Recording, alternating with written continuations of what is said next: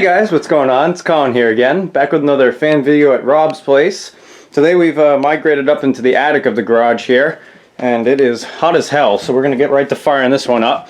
This is a Davidson 24-inch with the big Emerson motor there, you can see. You want to give us a little history or info on it, Rob? Yeah, this particular fan was on eBay, and the seller was kind of a, for lack of better words, asshole. Yeah, we could use that. Yeah.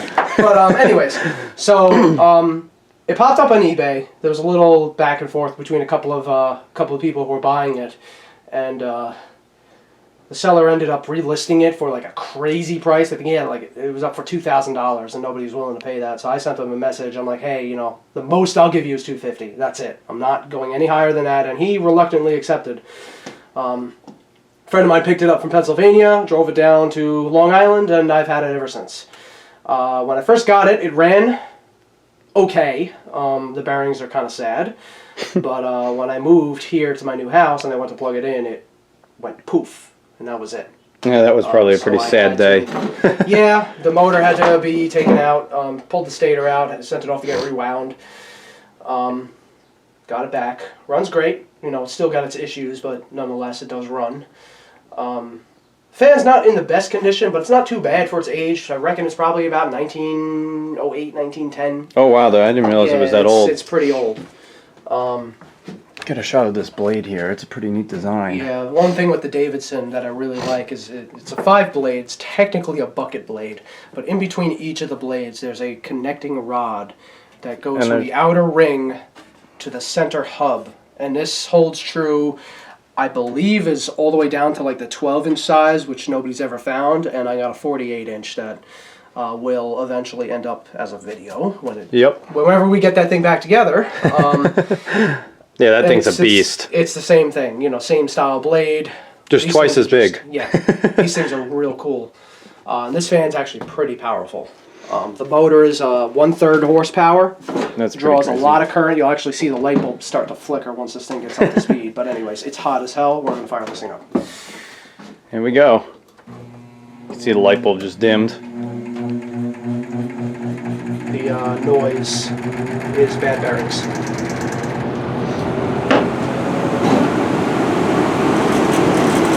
Now, do you know what the deal was with their motor with these vents that have like a flap behind them almost? Or is that...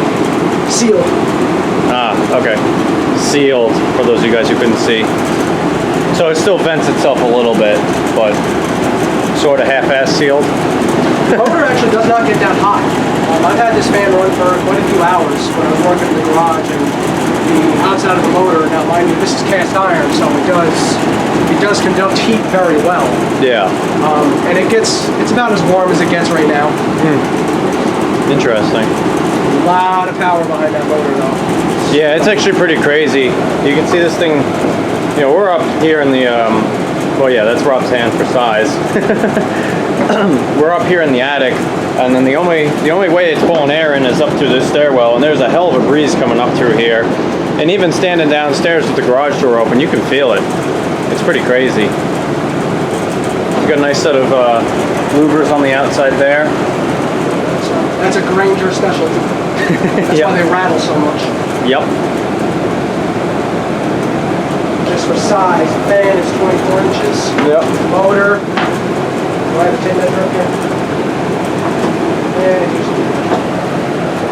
Tape measure, 12-inch blade. That's about how big the motor is. Yep, so that's a 12-inch. about 10 inches diameter. That's a 12-inch table fan blade for scale there. It'll run all day. Yeah, even with bad bearings. Hours, yeah. It's got a little bit of a vibration. The blade's not perfectly in balance. I mean, the fan's over 100 years old, so I can't complain too much. And it's been worked a lot. Yeah. Whoever had this before me, they worked it to death. Oh, I'd imagine most of these industrial exhaust fans were. Probably not serviced and just ran 24/7, 365 for years. They were well built. They were designed to take the abuse. But I'm going to actually head around outside and we'll get a view of it from the outside running, because I know some guys like that. cut this here and I'll meet you guys outside. Alright, so we're outside the garage now and you can see the louvers and the fan running up there. Pretty neat looking, especially from the outside. You can see that blade with the ring around it and everything is spinning up in there. And I'm standing probably 20 feet away from it and you can feel a nice strong breeze down here. It's pretty crazy. When I had this test running in the garage, I was actually really surprised at how far, not just how much air this thing moves, but how far it throws it. Yeah. Kind of reminds me of when I had the Vornado. I had a 16-inch Vornado pedestal, and you could feel that thing all the way across the room. It was incredible. It's probably just like a solid tube of air. Yeah. Pretty neat. Well, let's head back up inside and we'll do a spin down on it and wrap up the video. Spin down time. Let's see what she does. All the lights just got about twice as bright. Motor draws a constant 8 amps. Wow. It's running. Is it? It's a shaded pole, isn't it? No, it's centrifugal start. Oh, okay. Yeah, so it's a what they call a split phase motor, but it's just because it's a 1/3 horse, so it, it's a big motor for this fan. Yeah. There's a lot of current, but the blade, the blade probably weighs about 65 pounds. Wow. Yeah, this is not a light fan. It's very heavy. As you can see, it's still spinning, so there's a lot of weight behind that motor. Even with the switch engaged.